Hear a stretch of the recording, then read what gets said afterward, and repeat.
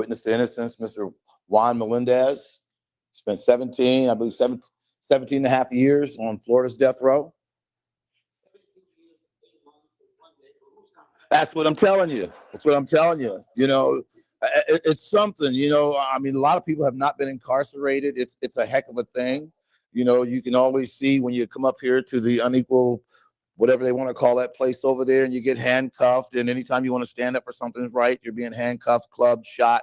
You pick it. But this is the American dream, nightmare, whatever you want to call it. We're all sitting here in a state of confusion.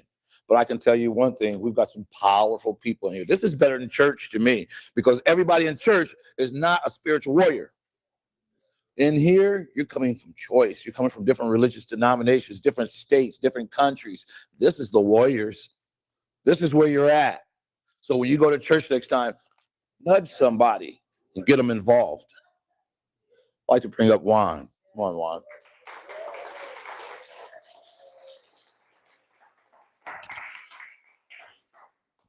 Yeah. Thank you. Well, I got to say, well, good evening. My name is Juan Roberto Melendez, born in Brooklyn, but I raised in the island of Puerto Rico. Beautiful island. I left the island when I was about 18 years old, looking for what they call the American dream, but return to the American nightmare. Uh, I never forget that day. It was on a Monday, May the 2nd, 1984, when we was working on a field, on an apple tree. Oh, okay. I am from the islands now. We like that in salsa. So we was working in a field. I'm a migrant worker. That's why today I don't sleep too well because of that. Thinking about the migrant workers, thinking about my social security is going away. Or that is, I'm going to bed thinking about that now, but I'm still a happy man. So now I'm in this field doing this work, and here comes we hear noise in the orchards that don't belong in the orchards. But 8 police cars is right in the here, FBI agents, and they stop in front of us and they told us to hit the ground, and we did. Then I hear my name, but I'm scared to get up because it was weapons pointing at me. But I raised my arm, and they told me to get up and walk out with them, and I did. When I got in front of them, they told me to open my mouth. They wanted to see if I had a missing teeth. Today I fixed them. Thank God.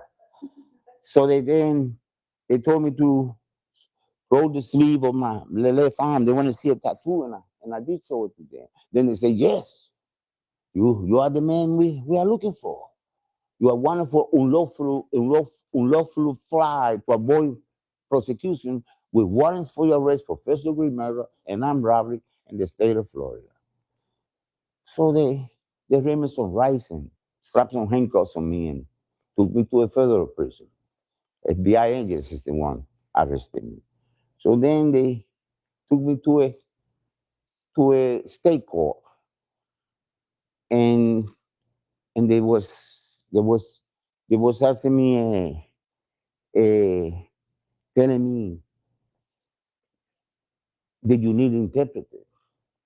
I say, no, I don't need an interpreter at that time.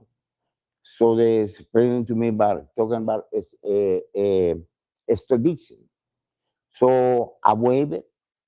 They started me from the state of Pennsylvania. I was arrested in Mechanicsburg, and from Mechanicsburg, Pennsylvania, back to the state of Florida. They put me in front of a judge in a couple of days, and they was reading the charges to me. You've been arrested for first-degree murder and armed robbery, and the state of Florida is thinking that the penalty to you for you. Since I'm not O.J. Simpson, God rest his soul, I don't have no money, so they appoint a public defender to me.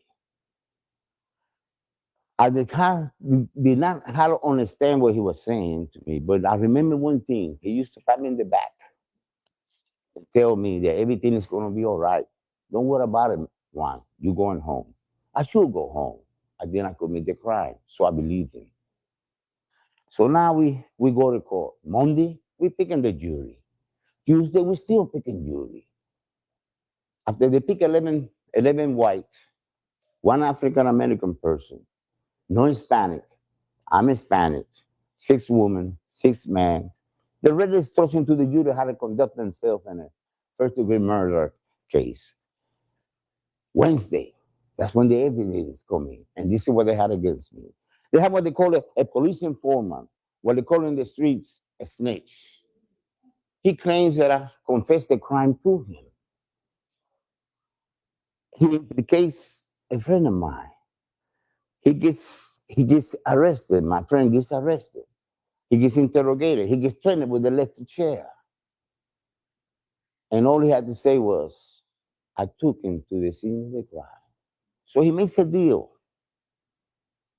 The law to make deals. So he makes a deal. He gets a charge for accessory after the facts, 2 years probation. And he testified that he took me to the scene of the crime, don't know what happened, to after it happened. So now, and this is the entire evidence. I got alibi evidence saying that I was with her when it happened. A married woman. She presented the wedding anniversary to the court. She risked that. She was separate from her husband. And to celebrate the wedding anniversary, she celebrated with me, and that was the day the murder occurred. And I got people correspond to her testimony, but didn't count. I had people saying that where the type of person I was, things good things, but didn't amount to nothing. So Thursday they found me guilty. Friday at 10 p.m.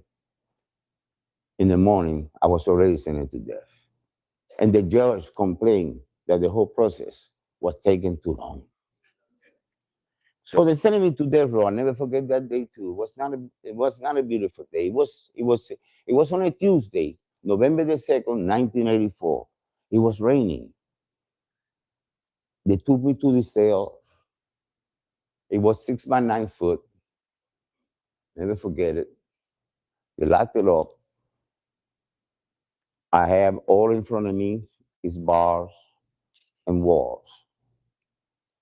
I got scared because that Tuesday arriving there, that Thursday they executed the 10 person in the state of Florida. So in my head, I don't know too much English, don't know the law. I'm thinking they're executing people here every week. So I took the sheets from my bunk and I cut it all in pieces and I made little ropes with it. Took the little ropes and I tied the cell door bars. I tied the cell door bars. So when they push the button in the control room, the door is moving nowhere. So I'm thinking, by the time they come and get me, I just confide him. And I walk into that chair. So now I'm doing exercise and I'm trying to make muscles come out of my eyebrows because I'm trying to scare these people. I'm trying to intimidate them. But all the time I'm the one intimidated. I'm the one scared all the time, paranoid. So I'm doing my exercise. It's a count time. And here comes the office doing his round of count. And he stops in front of my cell. When he sees the cell all tied up, he gets very angry. He starts cursing. I did not know too much English, but I didn't know how to curse. So in a very, very bad way, I remind him of his mother, father, all the way down. So now him in the correction office and I, we discussing each other's out. And the rest of the condemned men to death, they got involved in the argument. But to my surprise, it was against me. They tell me, "You wrong. All you do is get up in the morning and get in the cell little bars and nag and cry about your innocence. You don't know no English. You don't know nothing. And and then I got very angry with them. But then I started thinking, because they also told me, but we can teach you. And then the ones that taught me how to read, taught me how to write, and taught me how to speak English. And I survived because of that. And I spent 17 years. It was terrible. One of the things that I'm trying to get to talk about is my mama and my aunts. But I'm losing them now. I'm 74 years old. I lost my mama 2 years ago. It was terrible. And this organization, I always gonna be in debt with them. They paid the way so I can see her, and I got to see her. My mama was my mama and my aunts. I don't know how the aunts are in these days, but in my days, if I did something wrong, my aunt would grab me and whoop me. And then I got to pray to God that she don't tell mama, because she tell mama's gonna be another ass whooping. But but when I was hungry, they always feed me.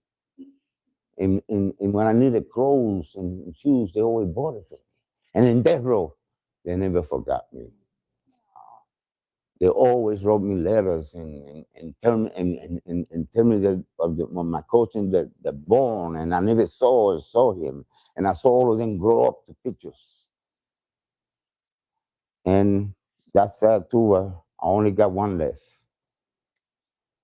one in left. So Mama was the stronger one. She always told me not to lose hope. She believed in me.